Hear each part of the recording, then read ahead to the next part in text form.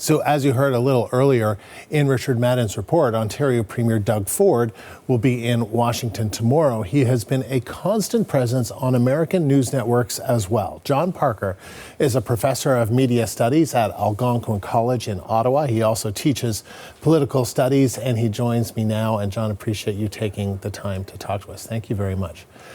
So how would you say Doug Ford has handled all of this as a political operator, how he's handled this trade dispute with the U.S.?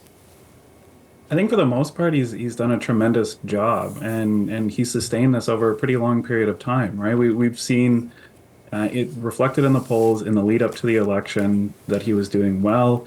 He carried that through on election day for those who actually showed up to vote on election day. And you know what? Anecdotally, I hear it from lots of family and friends who are not Doug Ford supporters, who are saying, you know, they're awestruck with the fact that they find themselves putting their faith in Doug Ford through this Captain Canada kind of role, stepping in to fill a vacuum that appears to exist with the federal government, at least for a time. And so what is it, Jon? Is it the Canada's not for sale cap? Is it the threat to cut off electricity to the U.S.? Is it that kind of thing? What are you hearing? I think it's that. He certainly hasn't shied away from the confrontation. You know, he's been a little bit bombastic, even a little pugilistic, and I think that he's really met the moment for a lot of Ontarians and for broader Canadians, right? So we've seen a number of different approaches from other premiers and federal politicians that have run a spectrum from tepid and even-keeled, and we would expect that during times of uncertainty and during a crisis. But Ontarians and Canadians are clearly looking at this issue through a very emotional lens, and they're looking for at least some politician who can match those feelings that they have, and who's willing to export it down south. And for Doug Ford, he's doing this in a really authentic way, and I think that's kind of the touch, right? This isn't a new Doug Ford for Ontarians. There's a consistency there of authenticity, and that authenticity adds to his credibility.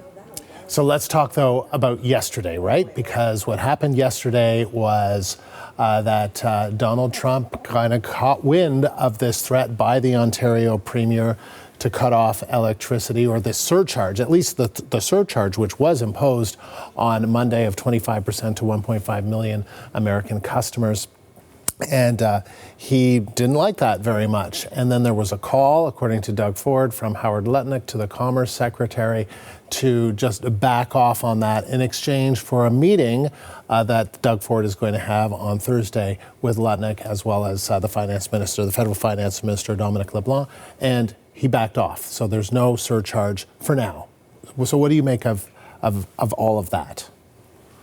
Yeah, you know, I think that there's a few things to keep in mind if I'm Doug Ford from yesterday, and I think we can see a little bit of that today in the afternoon as well. There's still, there's still that combative attitude, it seems, with Doug Ford in the way that he's been talking to the media today. So look, he wanted to grab the attention of the Americans, and he said this many times, that he wanted to grab the attention of one guy in America in particular, and that's President Donald Trump. Well, you know, he got what he was looking for. Now, in terms of how the domestic audience or the Canadian audience perceives that, you know, it's a little bit tricky, because we ended the day after, you know, an incredible amount of anxiety and, you know, described as a bouncing ball and people kind of hanging on for the emotional roller coaster. At the end of the day, Doug Ford finished where he started, except he has this meeting. And then I think he overstepped in a way that he needs to pay attention to in the statement that he released, and declaring that he was going to go down there and he was going to kickstart renegotiations on the USMCA. You know, Doug Ford doesn't have the ability to do that, and he's certainly not going to be doing that with Howard Lutnick, right? So he's overstepping there. And I think the risk that Doug Ford runs is squandering some of that goodwill that he's built up with Ontarians and Canadians more generally. You know, if the worst unfortunately comes to pass in Ontario when it comes to the steel, aluminum, and to the auto sector, people who are really struggling through that moment might begin to wonder, you know, where is Doug Ford and why is this guy not delivering? Because he's certainly expended a lot of political capital by saying that he's the guy who's going to deliver. And so, you know, I think if I'm Doug Ford, you need to be careful about that kind of language. Yeah, I mean, there's a meeting, that's it. And these 25% tariffs are on. We heard the U.S. president react yesterday, referring to him as a strong man, as a gentleman. And then today, though, his language was a little bit different. Ontario changed their mind and they withdrew their little threat. That was how Donald Trump responded. And so the Americans kind of take this as a win. Is this a political win for Trump? It's hard to what Donald Trump considers a political win or not. I don't. Everything's a win as far as he's concerned. I think if I'm Doug Ford, it's that's a lot, right? You get the compliment one day and the strong man, and then you got Howard Lutnick and Donald Trump, throwing gut punches later today, right? So they're seemingly contradicting what they're saying, what they had just said yesterday, which is, that's the story of this trade war, right? Yeah, and so then what do you make of Danielle Smith, the Alberta premier, sort of you can see the difference in terms of the style and in terms of the threats.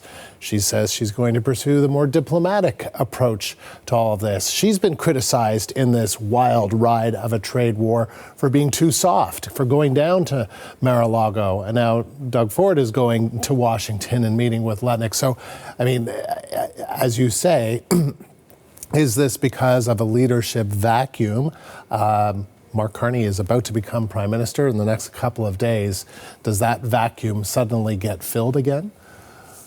I don't know that it gets filled. I hope that there's a synergy that exists. We can certainly see that at points in time, there's leadership coming from the federal government trying to work with the provincial governments, and the provincial governments seem like they're on board, and then one goes off in their own direction and then another does, and they got to pull them back together, right? So, if I'm Danielle Smith and even Scott Moe, they need to be accountable to their populations, and the conditions in their provinces and what people demand are not necessarily, they're not the same at all as what exists in Ontario. So they're doing what they think is best.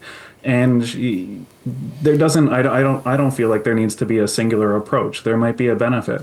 At the end of the day, I don't know that any of them are coming away with anything that they would consider wins at this point, right? So they come back and from these meetings and these conversations, and it looks like they have a win, and then the next day comes and it turns out that they don't. So and that's not even necessarily their fault, right? That's just the situation as it is. I think Mark Carney has a really important role to play, and I think it was a really strong message that was delivered this morning for a time when the two of them, when Doug Ford and Mark Carney were sitting down to eat breakfast, right? And I think that helped to demonstrate to the population that these are two levels of government that are going to work together. They're not going to work at cross purposes with each other. And hopefully it could ease some of the tension, although as the days progressed, I don't know that's remained consistent.